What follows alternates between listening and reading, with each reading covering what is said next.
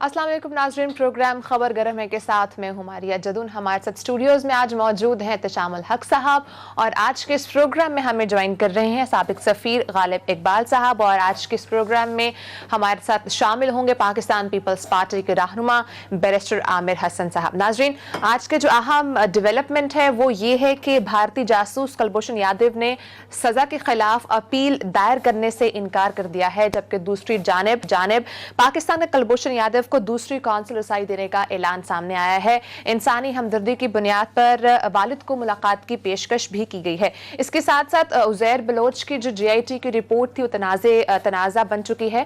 सिंध और विफाक में बहुत पहले से ही इश्यूज बहुत दिन ब दिन बढ़ते जा रहे थे, लेकिन अब हमने देखा जब से उज़ैर बलोच की GIT की रिपोर्ट आई है, अब जो इश्यूज हैं, अब जो तनाज़ा है सिंध और विफाक के दरमियान वो बहुत ज्यादा संगीन होता जा रहा है।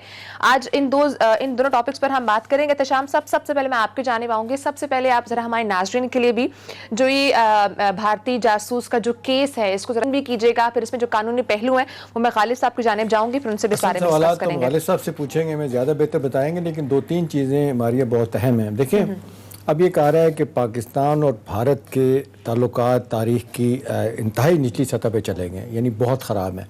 उनमें वन ऑफ द इरिटेंट्स ये भी है कुलभूषण यादव, जो जासूसी के इल्ज़ाम में गिरफ़्तार हुए, रंगे हाथों गिरफ़्तार हुए, और उन्होंने माना वीडियो पे पैगाम दो उनके हैं जिसमें वो कहते हैं कि जी मैं दहशत गर्दी करवाता था, सुपरवाइज़ करवाता था कराची में, बलूचिस्तान में बहुत बड़ा मेरा नेटवर्क था। किस तरीके से एक दूसरे नाम से वो ईरान से बंदा यहाँ पे आया, ठीक है, वो सवाल भी पूछे जा सकते हैं कि जी ईरान से कैसे फैसिलिटेट हुआ। लेकिन सवाल ये है कि रंगे हाथों पकड़ने के बाद उसके बाद मुकदमा चला, उसको फांसी की सज़ा दी गई, फिर उसके बाद आपने देखा क्या हुआ, हिंदुस्तान चला गया, बैनुल-अक़वामी आलमी इंसाफ में चला गया, ठीक है जी। वहाँ जाके जो बातें हुई अब तक की लेटेस्ट से ये कि हमारे मौक़िफ़ को उन्होंने एज सच नेगेट नहीं किया, सिर्फ ये कहा गया कि जी ठीक है, कहीं भी हिंदुस्तान ने बड़ी पूरी कोशिश की साबित करने की जी दहशत गर्दी नहीं की, उसने जासूसी नहीं की, वो तो उनको पता चल गया, सारी डॉक्यूमेंट्स सारी चीज़ें सबमिट की गई। लेकिन एक चीज़ वहाँ पे आई जिसको बहुत उस वक्त भी उछाला गया, वो ये था कि जी कौंसलर रसाई दी जाए। तो पाकिस्तान एक दफ़ा दे चुका है, उनकी बेगम साहिबा और उनकी वालिदा साहिबा जो आई थी पाकिस्तान में, अब दोबारा से उनको ये ऑफ़र किया गया है, ठीक है, कि जी आप एक तो ये कि आप दोबारा आप मिल सकते हैं अपने घर वालों को, और साथ ही लेटेस्ट उस पर एक बात आती है कि जो बड़े अरसे से अपील पेंडिंग थी नज़रसानी की, वो उन्होंने कहा कि मैं नहीं करूँगा। अब इसकी क्या कॉन्सिक्वेंसेस हो सकते हैं, क्या वजूहत हो सकते हैं, इस पर बात हो सकती है। असल बात इस वक्त यह है कि जो अब लम्हा फ़िक्रिया बनी है कि हिंदुस्तान और पाकिस्तान के ताल्लुकात जिस तरीके से ख़राब हो रहे हैं, चाइना के साथ ताल्लुकात ख़राब हो रहे हैं, ये रीजन हम देख रहे हैं डिस्टेबलाइजेशन की तरफ जा रहा है हिंदुस्तान के गर्मी की वजह से। कश्मीर का मसला आप देख लें, जिस तरीके से तकरीबन 125-30 दिन हो चुके हैं, जिस वहाँ पे कश्मीर में जो मामला जिस तरीके से ख़राब हो चुके हैं, वहाँ पे ह्यूमन राइट्स वायलेशन बस्ट हो गई हैं, आम आदमी पे ख़वातीन के साथ जो ज़्यादतियाँ हो रही हैं, जो जिस तरीके से कत्ल गारत हो रहा है, वो सबसे सामने है। तो मेरा ख्याल है सीधा चलते हैं, गालिब साहब से बात करते हैं। गालिब साहब, आप काइंडली हमारे नाज़रीन को बताइएगा, पहले तो वेलकम करते हैं हमारे शो में, माशाल्लाह आपकी एक्सपर्टीज़ हैं, आप इंटरनेशनल अफेयर्स को बड़ी अच्छी तरह जानते हैं, मुख्तलिफ कैपिटल में आपने पाकिस्तान को रिप्रेजेंट किया हुआ है। अब बताइए कि अब ये लेटेस्ट दो डेवलपमेंट्स हैं, एक तो कौंसलर रसाई देने की बात हुई है, वो शायद इस पर हिंदुस्तान ने अपना मौक़िफ़ दिया है, वो ये कह रहे हैं कि नहीं जी हम अपना वकील भेजेंगे। पाकिस्तान ने कहा नहीं, ये तो पाकिस्तान के लाइसेंस याफ्ता जो लोग हैं हमारी अदालतों में जो प्रैक्टिस करते हैं वही उनको रिप्रेजेंट कर सकते हैं, हिंदुस्तान ने मना कर दिया। इसकी क्या आपके ख्याल में आप कॉन्नोटेशन बनती है, किस तरह मामला जाएगा? और दूसरा ये पाकिस्तान और भारत के तल्लुकात पे ये कुलभूषण यादव आपके ख्याल में कितना ज़्यादा इरिटेंट बना हुआ है, इसमें आपके ख्याल में इसमें कोई बेहतरी हो सकती है तल्लुकात में इसी मामले को सामने रखते हुए? देखिए, सबसे पहली बात तो ये है कि कुलभूषण का जो केस है इस वक्त की, वो पाक भारत के ताल्लुकात की बुनियाद नहीं है। पहले आज से 2 बरस पहले अगर आप ये बात करते तो शायद समझ आती कि जी ये गुफ्तगू जो हो रही है इसके बारे में कि जी उनके जो सारे मसाइल हैं वो कुलभूषण की वजह से। लेकिन इस वक्त उनके भारत पाकिस्तान के साथ ताल्लुकात खराब, भारत के चीन के साथ ताल्लुकात खराब है, नेपाल के साथ, बांग्लादेश के साथ, श्रीलंका के साथ खराब। इस वक्त भारत इस मुतहम्मिल हो ही नहीं सकता कि किसी तौर पर भी ऐसा इरिटेट अपने के पैदा करे جو انٹرنیشنل یونین اس کی مزید باعث بنے. اسی وجہ سے جس طور پہ یہ میسج ملا ہے یا کہا گیا ہے اس کی اپنی سوچ، کیونکہ اتنے عرصے سے جو شخص قید بند ہے اس کے بعد اس قسم کے فیصلے اس کے اندر جذبہ نہیں. تو اس وقت کرنے کا اس نے سوچا ہے، یہ اس کی وجہ یہی ہے اس بائیلیٹرل کی طور پہ ڈومیسٹک لیول پہ ہی رکھا، بائیلیٹرل لیول پہ رکھ. میرے خیال سے غالب صاحب کی آواز کا ایشو آ رہا ہے، اگر اس کو ریزالو کر لیا جائے تو بیٹر ہوگا. چلیں پھر عامر صاحب کی طرف چلے جاتے ہیں. عامر صاحب آپ کو جانے پاؤں گی. چلیں یہی سوال عامر صاحب سے پوچھ لینا، یہ وکیل ہیں ماشاءاللہ، ماہر وکیل ہیں، یہ بھی زیادہ سمجھتے ہیں. عامر صاحب اس پر آپ کس طرح سے کامنٹ کریں گے؟ بہت شکریہ جی. دیکھیں میرے خیال سے کلبھوشن والا جو معاملہ ہے، ہم لوگ پہلے ہی سے کافی جس مس ہینڈلنگ میں اس لیے کہوں گا کہ جس دلیری کے ساتھ اس موقف کو لے کے جانا چاہیے تھا، اس بات میں کہ ہمیشہ سے بھارت پاکستان کی چھوٹی سی چھوٹی بات کو بڑا چڑھا کے پیش کرتا ہے، اور ٹیررزم میں اس کے باوجود کہ پاکستان کی پوری ریاست، پاکستان کے عوام، پاکستان کی مسلح افواج اور پاکستان کے تمام ادارے کے خلاف نبرد آزما ہے، لیکن وہ چھوٹی چھوٹی چیزوں کو بہانہ بنا کے اور ادھر لے جاتا ہے تاکہ کشمیر کی تحریک آزادی کو چھپایا جا سکے.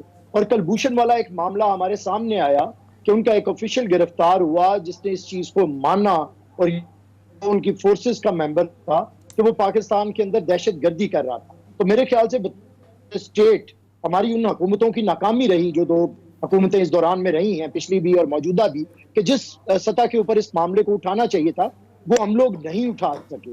اور میرے خیال سے یہ معاملہ عالمی عدالت انصاف میں بھی کسی قطعی انصاف وہ ہوتا ہے جو ہوتا ہوا نظر آئے. اگر درمیانی بات کر لیں تو یہ کوئی پنچایت فیصلے تو ہو سکتے ہیں، انٹرنیشنل کورٹ آف جسٹس کو ایسے فیصلے زیبا نہیں دیتے جس میں سمجھ ہی نہ آئے کہ فیصلہ ہے وہ کرنا کیا چاہتے ہیں. تو میں یہ سمجھتا ہوں کہ اس پہ ہمیں بڑا اس معاملے کو کولیکٹیو وزڈم کے ساتھ اور ہمارا لیگل مائنڈز بھی جو ہیں انہیں بھی ملا کے اور پاکستان کے تمام اداروں کو ملا کے ہمیں بڑے مضبوط طریقے سے اوپر لے کے جانا ہے. یہ ایک ایسا بڑا ایشو ہے. عامر صاحب یہ بتائیں جو کونسل رسائی کے بارے میں جو بات ہو رہی ہے، ریویو کی بات ہو رہی ہے، آپ کے خیال میں ہندوستان کا یہ موقف کہ ہم اپنا وکیل بھیجیں گے، اور جبکہ آپ دیکھتے ہیں پاکستان کا لاء اس کی اجازت نہیں دیتا، یہیں سے پاکستان سے وکیل کر سکتے ہیں، آپ کے خیال میں ہندوستان یہ بہانہ بنا رہا ہے، بھاگ رہا ہے اس سے کہ وہ اس مسئلے پہ جو ہزیمت ان کو اٹھانی پڑی ہے بچنے کے لیے سب کچھ کر رہا ہے؟ میں دشام صاحب اسی طرف آ رہا تھا. اصل میں بات یہ ہے کہ جب آپ کے پاس کوئی معاملہ نہ ہو، یا تو بھارت آئے اور ہمارے ساتھ کوئی ایگریمنٹ کرے کہ ان کی عدالتوں کے اندر ہمارے وکیل پیش ہوں گے اور ہماری عدالتوں کے اندر ان کے وکیل پیش ہوں گے، تو پھر ضرور یہ ایگریمنٹ کر لینا چاہیے. لیکن اگر ایسا کوئی قانون موجود نہیں ہے تو یہ پھر بہانے کی بات ہے. اگر تو یہ ایگریمنٹ کرے، اور میرے خیال سے گورنمنٹ آف پاکستان کو فوری کر لینا چاہیے یہ ایگریمنٹ، تاکہ جتنی انسانی حقوق کی پامالیاں ہو رہی ہیں اور کشمیر کے اندر، اور جس طرح کشمیری لیڈرشپ کے ساتھ کیا جا رہا ہے، پھر ہمارے وکلا جا کے ان کا کیس وہاں پہ. تو میں سمجھتا ہوں یہ ایک راہ فرار ہے، اور نریندر مودی کا یہی طریقہ ہے. یہی میں احتشام صاحب کہہ رہا تھا کہ ہمیں اسے لیگلی بھی اور اسے انٹرنیشنلی بھی ڈپلومیٹک وے کے اندر آ کے اسے ایکسپوز کرنا ہے. صحیح. مودی کے جو ٹیررسٹ فیس ہے اس گورنمنٹ کا، اور اسپیشلی نریندر مودی کا اپنا، یہ آج کا ہندوستان گاندھی جی کا ہندوستان نہیں ہے، یہ گاندھی کے قاتلوں کا ہندوستان ہے، جنہوں نے گاندھی جی کو اس لیے مارا تھا کہ وہ پاکستان کے لیے بات کرتے تھے کہ پاکستان کو اس کا حق دیا جائے، اور وہاں کے انتہا پسند یہ نہیں چاہتے تھے. وہاں پہ ان انتہا پسندوں کی حکومت ہے، اور وہ جو کشمیریوں کے ساتھ کر رہے ہیں یہاں پہ دہشت گردی، ہمارے بلوچستان کے اندر، ہمارے دوسرے علاقوں کے اندر جس طرح وہ کھلے عام دہشت گردی کرتے ہیں، اور پھر نریندر مودی دنیا کے اندر بات کرتے ہیں، اور جب یہ معاملات عدالتوں کے اندر آتے ہیں تو اسے عدالتی طریقہ کار سے حل نہیں کرتے. ٹھیک ہے. میں غالب صاحب آپ کو میری آواز ٹھیک آ رہی ہے؟ جی آ رہی ہے جی بالکل. خالد صاحب آپ ذرا کامنٹ کیجئے گا جس طرح سے آپ بات کنٹینیو کر رہے تھے. دیکھیں میں جو کہہ رہا تھا وہ یہ کہہ رہا تھا کہ اس وقت جو حالات ہیں، Kulbhushan stands nowhere in the equation. Kulbhushan بالکل اس وقت اتنا چھوٹے ذرے کی اس کی حیثیت ہے جو کہ پاک بھارت یا بھارت چائنا یا بھارت کے اپنے باقی پڑوسیوں کے ساتھ جو اس کے تعلقات ہیں اس میں کہیں وہ نظر نہیں آ رہا. تو اس کو اس لیول پہ لے کے جانا چاہتے ہیں. مسٹر صاحب ابھی فرما رہے تھے کہ ہم ایکشن لیتے ہیں. میرے خیال میں اس کو آپ لوگوں نے ٹیکنیکلی اور لیگلی اس کو بہت صحیح طریقے سے پاکستان میں ہمیں انتظار کرنے کی ضرورت ہے.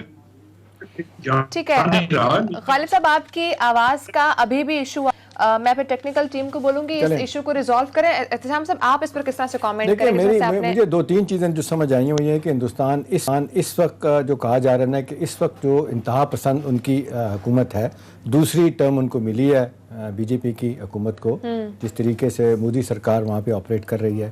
اب آپ دیکھ لیں کہ جتنی اقلیتیں ہیں وہ ساری ان سے تنگ ہیں, جتنے ان کے ہمسائے ہیں جس طرح ابھی ذکر کیا گیا, آپ دیکھ لیں نیپال کو دیکھ لیں, بنگلہ دیش کو دیکھ لیں, آپ سری لنکا دیکھ لیں, چائنا کو دیکھ لیں, پاکستان, افغانستان کے ساتھ معاملات اب آ رہی ہے حکومت ان کی طالبان کی, تو وہ بالکل خراب ہو رہے ہیں. اسی طرح کشمیر میں جو کچھ ہو رہا ہے, تو ہندوستان تو ریسیونگ اینڈ پہ, ان کو اب سمجھ نہیں آ رہی. ان کا خیال تھا کہ وہی پرانا سلسلہ ہے. دیکھیں اب یہ 9/11 کے بعد سچویشن جو چینج ہوئی تھی, ہم نے دیکھا کہ 9/11 کے بعد کہا جاتا ہے کہ جو ایک ہندوستان کا ایک بدمعاش معذرت کے ساتھ چہرہ تھا وہ بالکل معصوم بن گیا, اور جو نہتے لڑ رہے تھے ان کو بدمعاش اور دہشت گرد بنا دیا گیا تھا.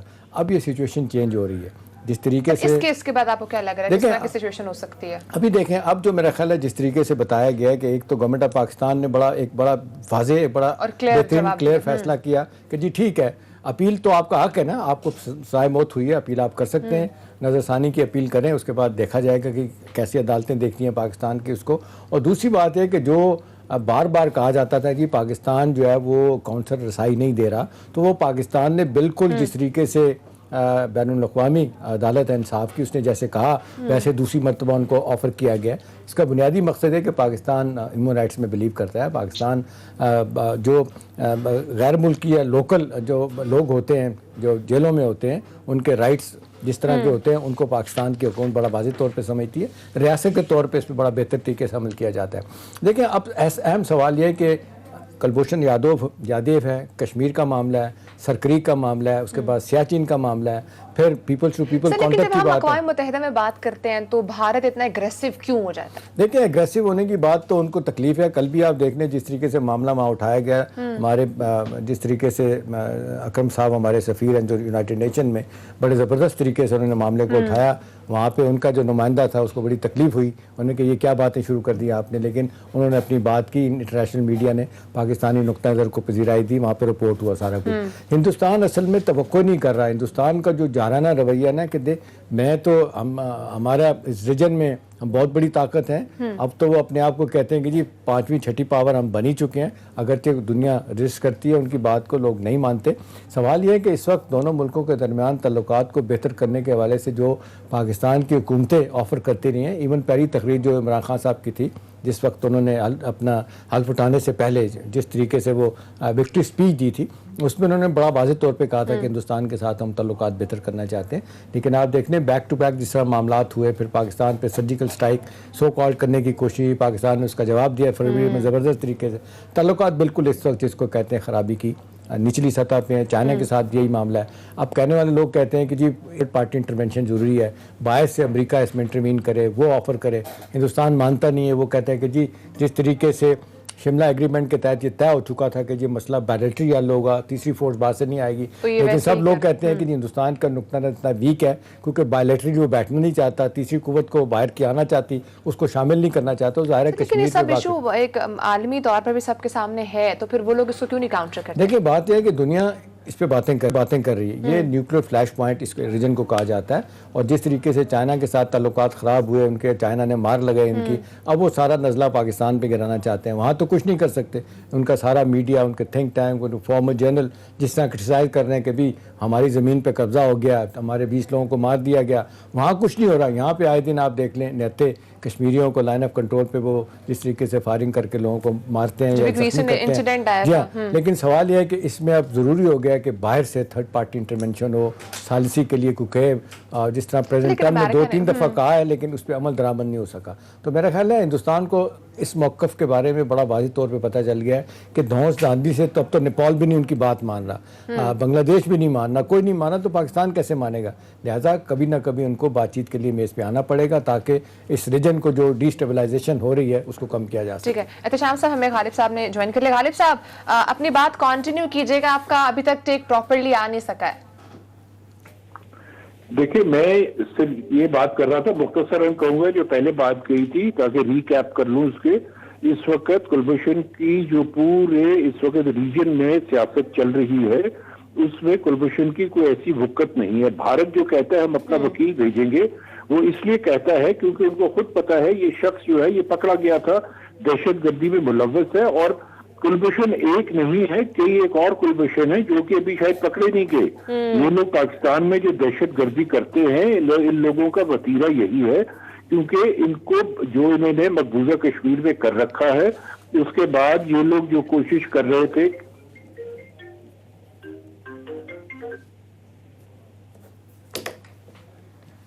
یہ جو کوشش کر رہے تھے کہ کسی نہ کسی طور کے اوپر ہم لوگ یہ سارا کام جتنا بھی ہے وہاں کر لیں تاکہ جتنا بھی ہم کر سکیں وہاں یہ کر سکیں گے۔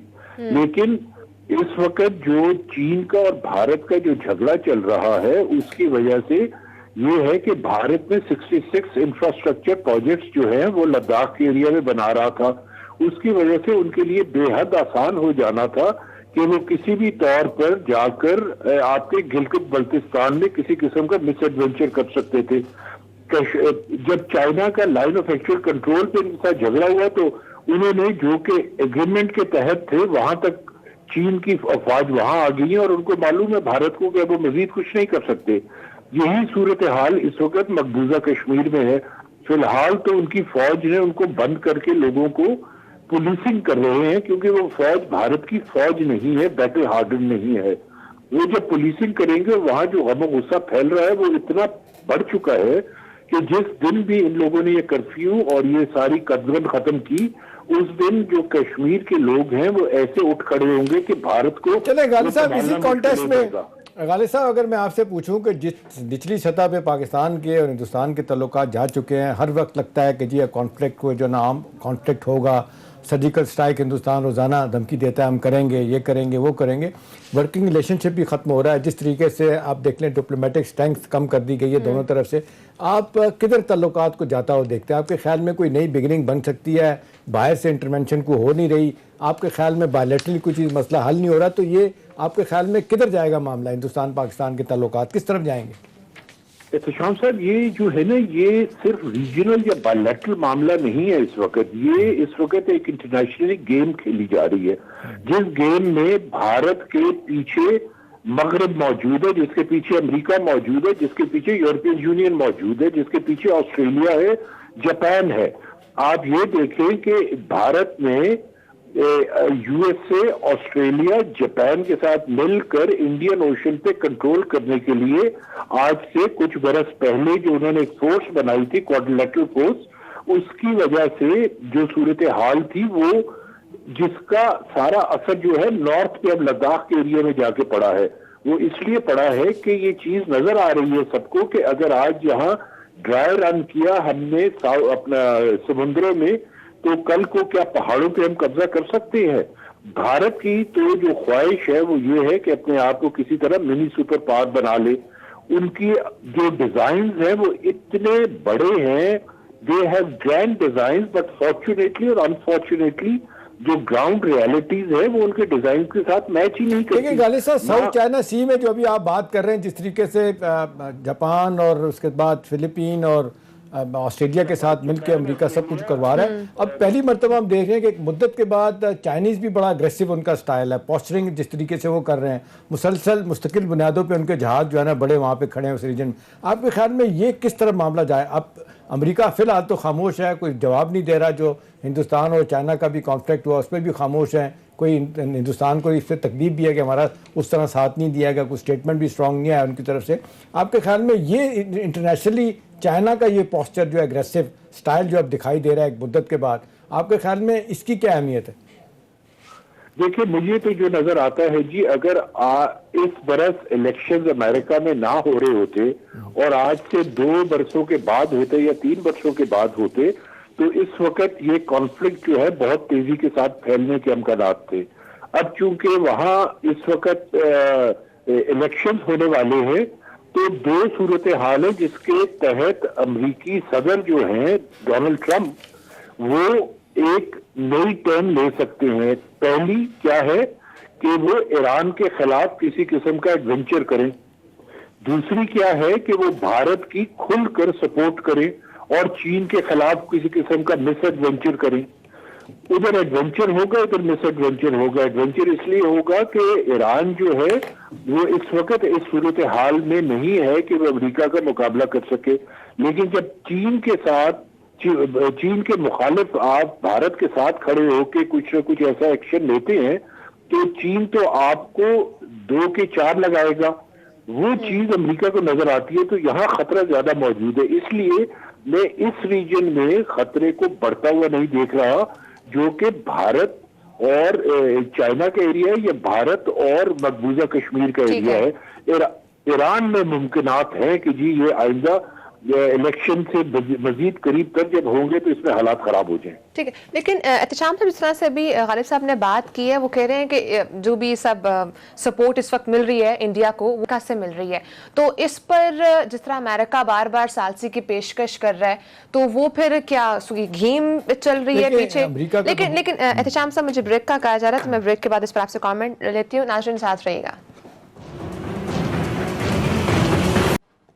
ویلکم بیک ناظرین. احتشام صاحب، اس طرح سے میں نے آپ سے بریک سے پہلے بھی کوشچن پوچھا تھا کہ غالب صاحب نے بات کی کہ انڈیا کو سپورٹ کر رہا ہے اس وقت امریکہ، تو پھر امریکہ سامنے اسکرین پر آ کر بار بار ثالثی کی پیشکش کر رہا ہے، کیا فائدہ ہوا؟ دیکھیں 2-3 چیزیں بڑی اہم ہیں اس حوالے سے. جس طرح غالب صاحب نے بتایا کہ پریزیڈنٹ ٹرمپ جو ہے نا ان کو نومبر میں جو ان کا دوسری ٹرم کے لیے الیکشن ہو رہا ہے وہ پوری ان کی کوشش ہے کہ میں الیکشن جیت جاؤں.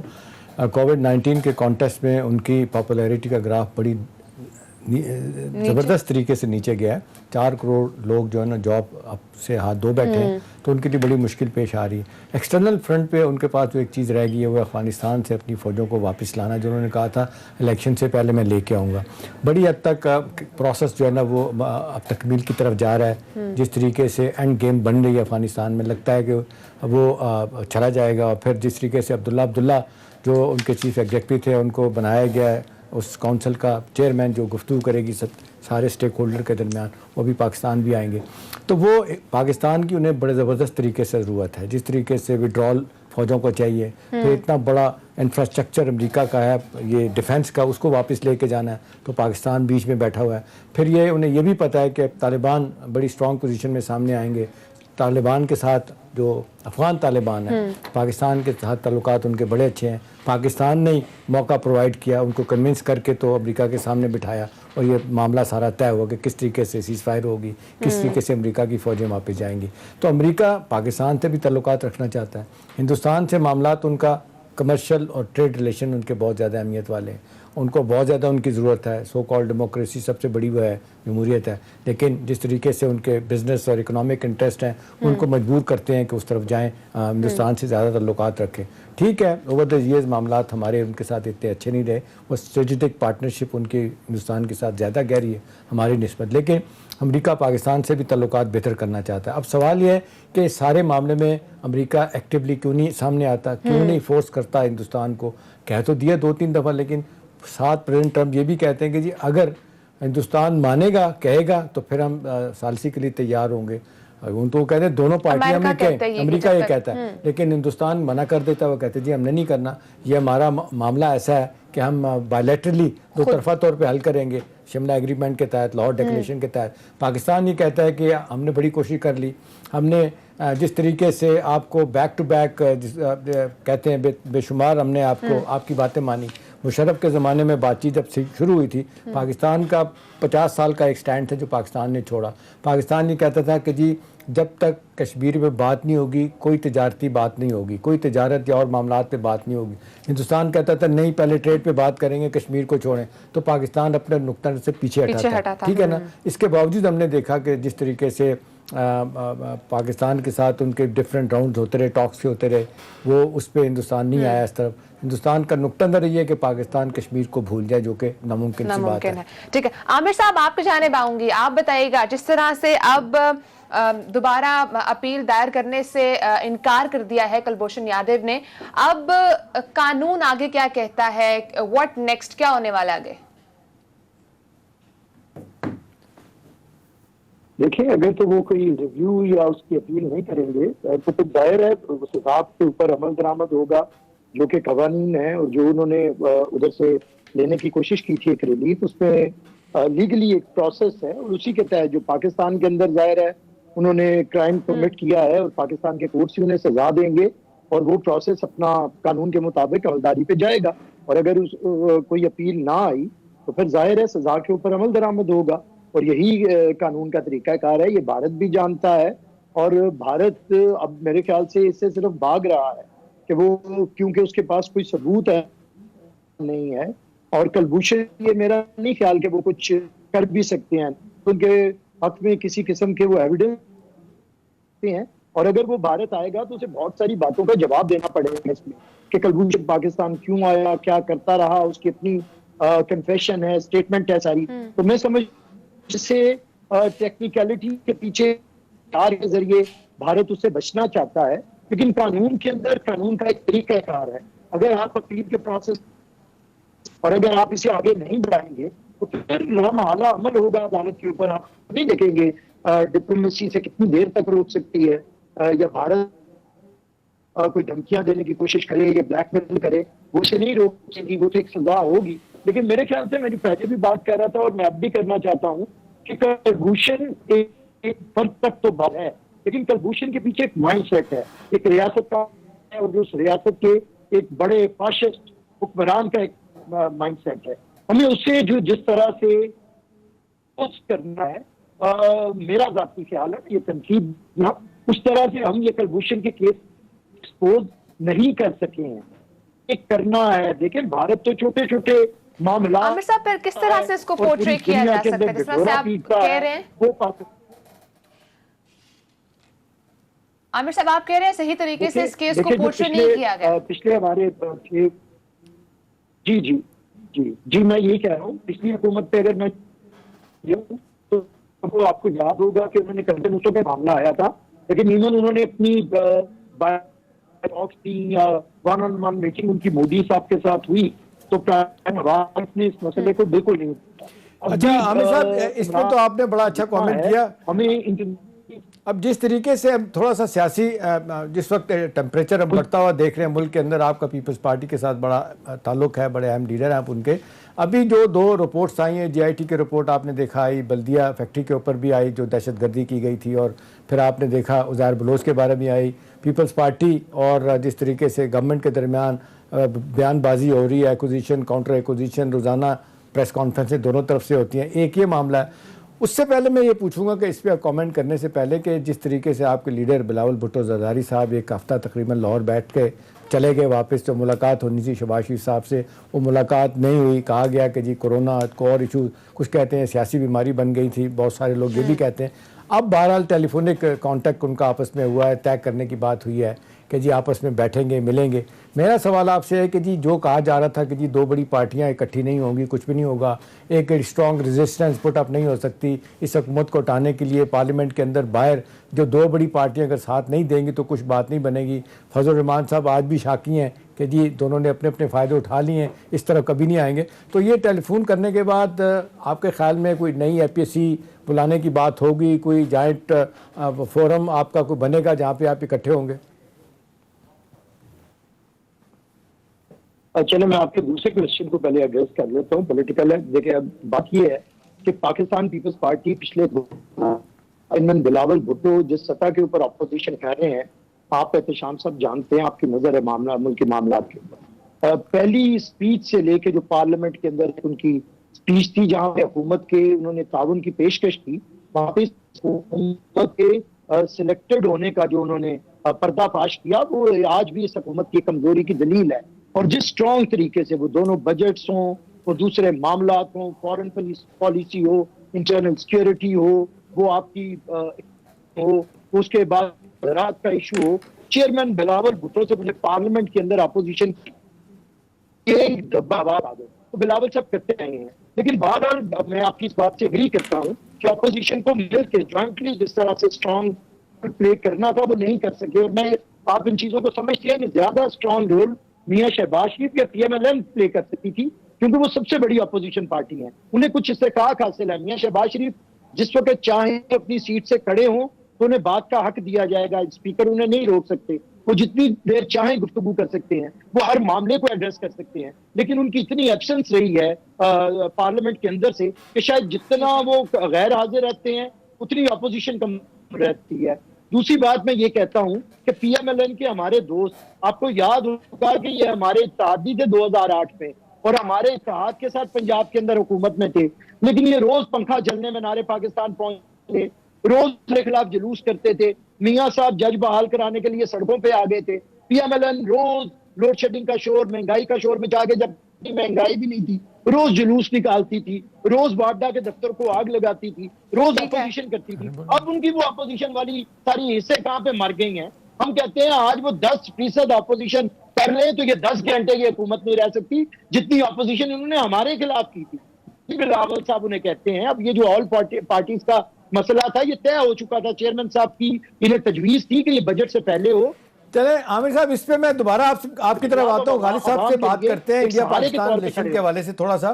غالب صاحب, ابھی آپ بات کر رہے تھے کہ ہندوستان سے آپ کچھ بھی توقع کر سکتے ہیں کہ وہ پاکستان کے خلاف کچھ بھی کر سکتا ہے. اب جس طریقے سے ہم نے دیکھا ریپیٹڈلی, ہمارے فارن منسٹر شاہ محمود قریشی بھی اور پرائم منسٹر صاحب بھی کہہ چکے ہیں کہ ہندوستان اپنے معاملات جو ملک کے اندر خراب ہو چکے ہیں, پاپولیرٹی کا گراف جو مودی کا نیچے جا رہا ہے, اس کو بچانے کے لیے وہ پاکستان کے خلاف کچھ بھی کر سکتا ہے. الحمدللہ یہاں سے بھی پوری تیاری ہے, سب لوگ کہتے ہیں کہ ہم ایسے نہیں بیٹھے ہوئے.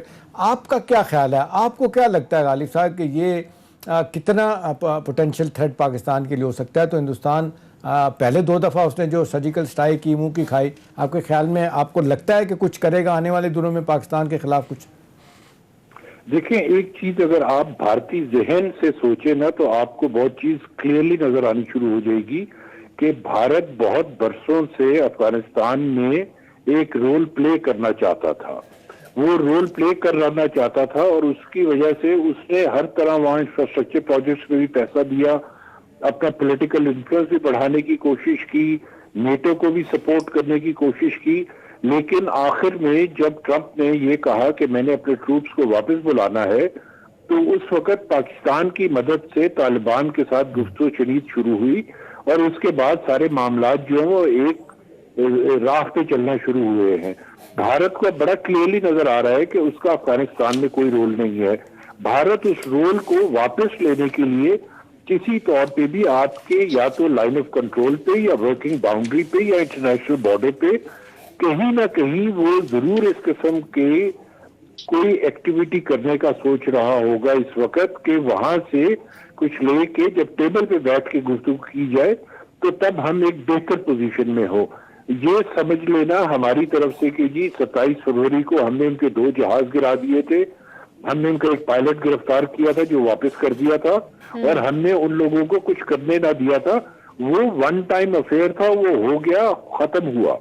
اب آئندہ آنے والے دنوں کے لیے ہمیں بہت کلوزلی مانیٹر کرنے کی ضرورت ہے بھارتی ایکٹیویٹیز کو, اور بالخصوص ہمیں بھارت کے میزائل پروگرام اور بھارت کی ایئر فورس کی جو موومنٹس ہے ایئر بیسز پہ اس کو بہت کلوزلی مانیٹر کرنے کی ضرورت ہے کہ وہ کیا کر رہے ہیں. اور انٹیلیجنس گیدرنگ جتنی بھی وہاں سے ہو رہی ہے اور پاکستان میں جتنا پتہ چل رہا ہے اس کے حساب سے ڈیفینیٹلی کچھ نہ کچھ پک رہا ہے نیو دہلی میں کہ وہ سوچ رہے ہیں کہ انٹرنیشنل سطح پہ آپ کیا دیکھتے ہیں کہ امریکہ, یورپین یونین, چائنا, رشیا جو بھی کہتے رہے ہیں, ہندوستان کو تو لگتا ہے کہ بہت زیادہ جس کو کہتے ہیں شاید ملتی رہی ہے ایک زمانے میں. ابھی آپ کیا دیکھتے ہیں کہ ان کا کنسرن کیا ہو سکتا ہے کہ بھی یہاں پہ دونوں نیوکلیر پاورز ہیں, خدا نہ خواستہ کچھ ہوتا ہے تو ساری دنیا ڈسٹیبلائز ہوگی. آپ کے خیال میں ان کا رول کیا بنتا ہے اور وہ کیا واقعی چاہ رہے ہیں کہ ان کے تعلقات بہتر کرنے کے حوالے سے کچھ معاملات ٹھیک کیے جائیں؟ نہیں, وہ آپ کو امریکہ کبھی بھی یہ نہیں کرے گا جی. میں نے ایک دفعہ ایک پہلے پروگرام میں, مجھے یاد نہیں, شاید آپ ہی کے پروگرام میں کہا تھا کہ امریکی ثالثی کی پیشکش جو ہے نا وہ بالکل ایک ہومیوپیتھ میڈیسن کی طرح ہے، اگر وہ آپ کو نقصان نہیں دیتی تو فائدہ بھی نہیں دیتی. تو اگر just take it like that, اس سے زیادہ کچھ بھی اس کی ویلیو نہیں ہے. وہ صرف ایک سفارتی گمٹری ہے جس کے تحت وہ لوگ جو ہیں کہ دنیا کو یہ دکھانا چاہ رہے ہیں کہ ہم حالات ایک خطے میں جہاں کی 2 نیوکلیئر پاورز ہیں ہم بہتر کرنے کے لیے کچھ نہ کچھ کرنا چاہتے ہیں. کریں گے کچھ نہیں، یہ جو بھی کریں گے وہ بھارت کی ایما پہ کریں گے، اور جو کچھ کریں گے بھارت کی سپورٹ میں کریں گے. وہ اس لیے کریں گے کہ بھارت، ایک تو پہلی بات جو آپ نے بھی پہلے پروگرام کے شروع میں کہی تھی، ایک بہت بڑی مارکیٹ ہے ان کے لیے اور ویسٹ کے لیے. دوسرا، بھارت اس وقت جو ہے اس کو علاقے کا ایک غنڈہ بنا کر چین کے سامنے کھڑا کیا جانے کی کوشش کی جا رہی ہے. وہ تو بھارت کی ہمت نہیں ہو رہی کہ کھڑا ہو سکے، ورنہ اگر ذرا جان والا ملک ہوتا تو وہ کھڑا ہو جاتا. تو چین کے مقابلے میں امریکہ اس وقت تک کود پڑا ہوتا. والد صاحب 1962 نہیں بھولا نا، جو بری شکست ہوئی تھی چائنا سے، اس کو بھولا نہیں ہے بھارت. جی اس وقت لیکن جو حالات تھے نا، انٹرنیشنل جو پالیٹکس چل رہی تھی اور جو بالخصوص ریجنل پالیٹکس چل رہی تھی، وہ اس قسم کی پالیٹکس نہیں تھی جو اس وقت ہے. جی اس وقت جو وائلنس تھی وہ آن اسکیل 1 to 10 2 تھی. اس وقت وائلنس آن اسکیل 1 to 10 9.5 چل رہی ہے. تو آپ یہ دیکھیں کہ دونوں 62 میں اور تھا، 2020 میں اور ہے. دونوں وقتوں میں بہت فرق ہے. دشمن آمنے سامنے وہی پرانے ہیں، لیکن ٹھیک ہے غالب صاحب، فرق آ آپ کی چکا ہے. بات کو میں یہیں سے کنٹینیو، بریک کا وقت ہوا ہے. ناظرین ساتھ ہی رہیے گا.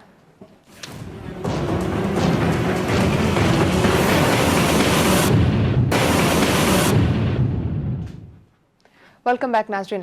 عامر صاحب بتائیے گا، جس طرح سے جے آئی ٹیز جب پیش کی گئیں اس کے بعد وفاق اور سندھ میں اختلافات سنگین سے سنگین تر ہوتے جا رہے ہیں، لیکن آج وزیر اعلیٰ سندھ مراد علی شاہ صاحب کہتے ہیں کہ جس طریقے سے علی زیدی صاحب نے غیر ذمہ داری دکھائی ہے، اس سے لگتا یہ ہے کہ وہ ملزمان کو فائدہ پہنچا رہے ہیں.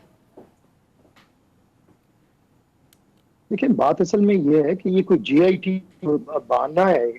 اور جب سے یہ کورونا آیا اور پرفارمنس سندھ حکومت کی سامنے آئی، لوگوں کے چیف منسٹر مراد علی شاہ ایک سامنے آئے سب لوگوں کے کہ چیف ایگزیکٹو کو کیسا ہونا چاہیے اور اپنے صوبے کو یا حکومت کو کیسا چلانا چاہیے، تو اس کے بعد سے اس حکومت کو ایک ایسی جیلسی، وفاقی حکومت کو بھی، کیونکہ وفاقی حکومت کے پاس ہے کیا؟ ایک ان کے پاس بزدار ہیں، ایک ان کے پاس مرکز کے اندر بزدار پلس ہیں، دوسرے صوبے میں محمود خان ہیں.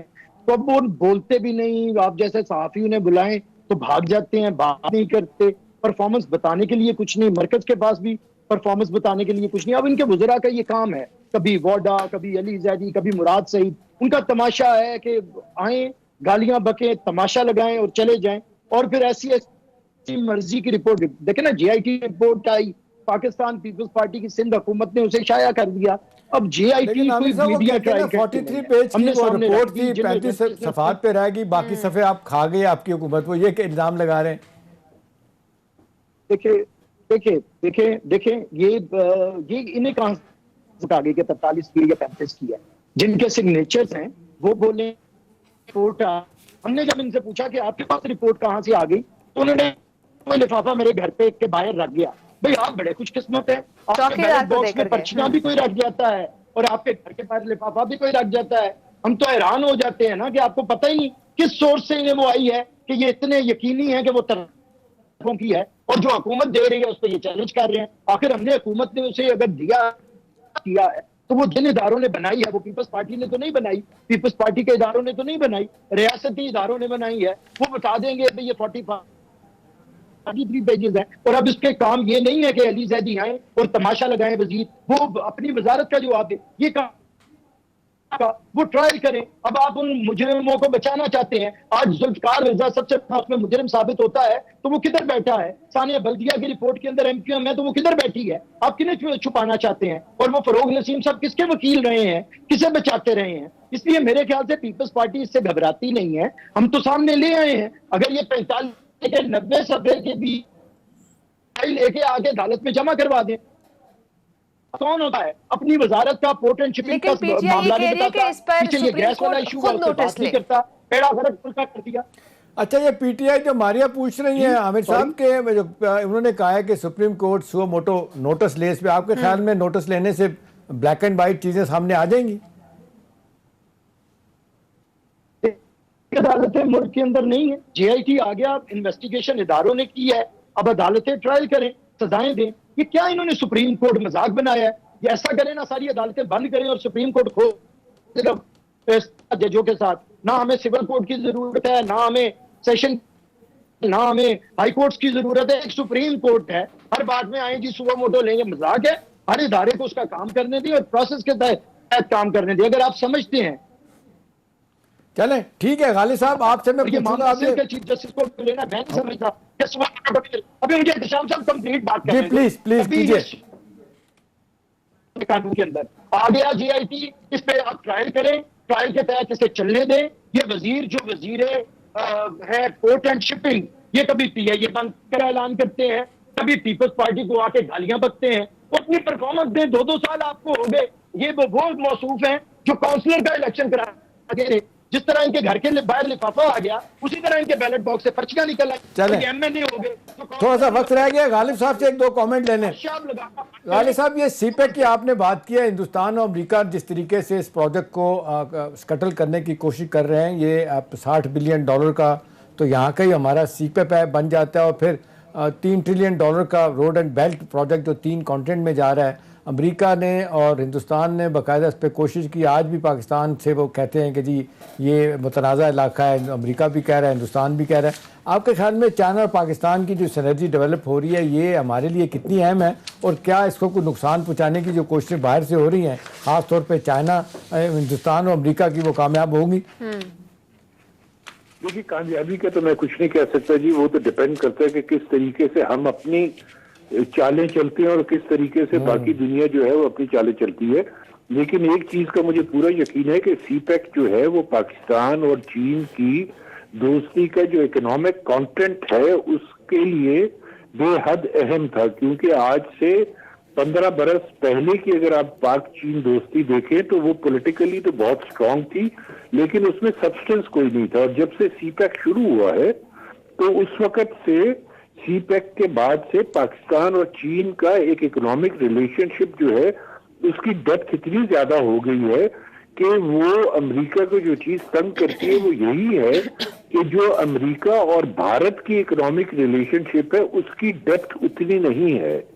اگر اس کی بھی ڈیپتھ اتنی ہی ہوتی جتنی کہ پاکستان اور چین کی ہے تو شاید وہ برابری کی بنیاد پہ حالات کو ایک اور تناظر میں دیکھتے, لیکن وہ دیکھ نہیں پا رہے. تو امریکہ جو ہے ڈیفینیٹلی کوشش کرے گا کہ کسی طرح سی پیک کو ڈیریل کیا جائے. اس کے لیے بھارت کو وہ کسی نہ کسی طور پہ استعمال کروائے گا, اور آپ کے جو بھی علاقہ ہے پاکستان کا اور مقبوضہ کشمیر کا, اس میں ڈیفینیٹلی وہ اس قسم کی حرکات کروانے کی کوشش کرے گا جس کے تحت پاکستان جو ہے کمزور پوزیشن میں آ جائے اور سی پیک جو ہے کسی طریقے سے وہ تھوڑا پیچھے اس کو لے جایا جائے اور اس کی سپیڈ بھی سلو کی جائے. اور اول تو ان کی یہی کوشش ہوگی کہ مکمل اس کا خاتمہ کر دیا جائے. لیکن یہ آپ کے لیے, چین کے لیے, اس ریجن کے لیے اتنا اہم ہے سی پیک کہ ہم لوگ سوچ بھی نہیں سکتے.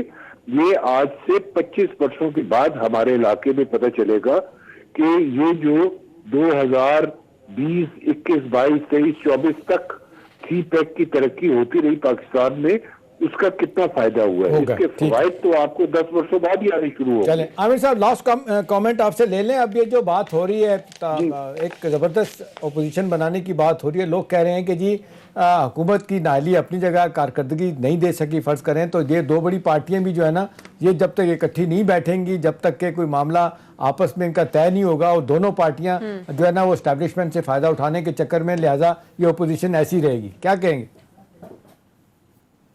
دیکھیں, سروں کو ایک ہی پلڑے میں مت تولیں. جو اسٹیبلشمنٹ کے ساتھ فائدہ لے رہے ہوں انہیں آپ کھل کے بات کریں. پیپلز پارٹی کوئی فائدہ نہیں لے رہی. چیئرمین بلاول صاحب کھل کے اپوزیشن کر رہے ہیں, ہر ایشو کے اوپر کر رہے ہیں. آپ کے سامنے ہے 2 سال سے ہم کیسے اپوزیشن کر رہے ہیں. ہاں, آپ کو گلا ہے, ہمیں بھی گلا ہے کہ پی ایم ایل این یہ اپوزیشن نہیں کر رہی, اور جب تک ہم جوائنٹلی یہ اپوزیشن نہیں کریں گے, یہ درست بات ہے کہ نہ ہم پارلیمنٹ کے اندر اور نہ پارلیمنٹ کے باہر انہیں ٹف ٹائم دے سکتے ہیں. دیکھیں نا, آپ ایک دم سے آئیں اور مزاحمتیں, ٹویٹس بھی شروع, عوام کے اندر عوامی رابطہ اہم بھی شروع, پھر آپ ایک دم گنگ ہو جائیں, نہ کوئی ٹویٹ ہو, نہ کوئی بات ہو, نہ کوئی بیان ہو. ملک کے اندر اس طرح کے मामलात हों, क्या मियां नवाज शरीफ साहब एक स्टेटमेंट नहीं दे सकते? हालात जैसे जा रहे हैं, चेयरमैन साहब तो कह रहे हैं, प्रेसिडेंट आसिफ अली जरदारी की स्टेटमेंट्स आती हैं, बीबी मरियम क्यों खामोश हैं, क्यों बात नहीं करती हैं? ये बड़ी तशवीश की बातें हैं अपोजिशन की। ये और मियां पीपल्स पार्टी शहबाज नून लीग शरीफ से नहीं को, पूछती? मैं मेरी जाती राय, देखिए मैं समझता हूं कि हम लोग तो अपोजिशन कर रहे हैं, नून लीग अपोजिशन का रोल प्ले नहीं कर रही। उसमें एक बड़ी वजह यह भी है कि शायद मियां शहबाज शरीफ स्टफ नहीं है अपोजिशन वाला, उन्होंने कभी अपोजिशन नहीं की है। और दूसरी वजह यह भी है कि लोग कहते हैं, फिर हमें भी सुनना पड़ता है कि वो कहते हैं कि इनके मामलात हैं, इनके मियां साहब का बाहर जाना और ये सारी इनकी कोशिश की वजह है। तो मैं कहता हूं कि मरियम बीबी बोलें, इस तासुर को खत्म करें कि मियां साहब को बाहर इसलिए नहीं भेजा गया कि आप हुकूमत के खिलाफ बात नहीं करेंगे, और मियां शहबाज शरीफ साहब तो भी इस मरियम बात और को बिलावल जाहिर की करें मुलाकात आप कि देखते हैं कोई डील फ्यूचर नहीं में? हुई है। देखिए ये तो अब उनकी तरफ से है, हम तो हमारे दरवाजे खुले हैं, चेयरमैन साहब गए थे। अब मरियम बीबी का अपनी पार्टी के अंदर क्या रोल है, फैसला साजी के अंदर क्या किरदार है, उसके तहत है। चेयरमैन साहब को पार्टी को लीड करते हैं, पीपल्स पार्टी को, तो वो तो हर सियासी जमात के सरबराह के पास जाएंगे। अब मरियम बीबी अपनी पार्टी के अंदर क्या मुकाम रखती हैं और वो किस हैसियत के अंदर बात करती हैं, ये ठीक है। देखने की हमने कोशिश की। चेयरमैन साहब ने मरियम बीबी को बुलाया भी था, लेकिन मेरे ख्याल से सियासत करने के लिए फिर जुर्रत चाहिए, खामोशी नहीं होती। पाकिस्तान पीपल्स ठीक है। पार्टी पूरी दिलेरी के साथ ठीक है, अपोजिशन वक्त कर खत्म रही हो है चुका है और आमिर हम साहब। फिर बर्खास्त करते हैं। बहुत शुक्रिया आमिर साहब, आपने अपना वक्त दिया है। गालिब साहब आपका बहुत शुक्रिया, आपने प्रोग्राम को अपना वक्त दिया। नाज़रीन, प्रोग्राम का वक्त खत्म हो चुका है, अपना बहुत सारा ख्याल रखिएगा। इंशाल्लाह कल मुलाकात होगी, अपना ख्याल रखिएगा। अल्लाह हाफ़िज़।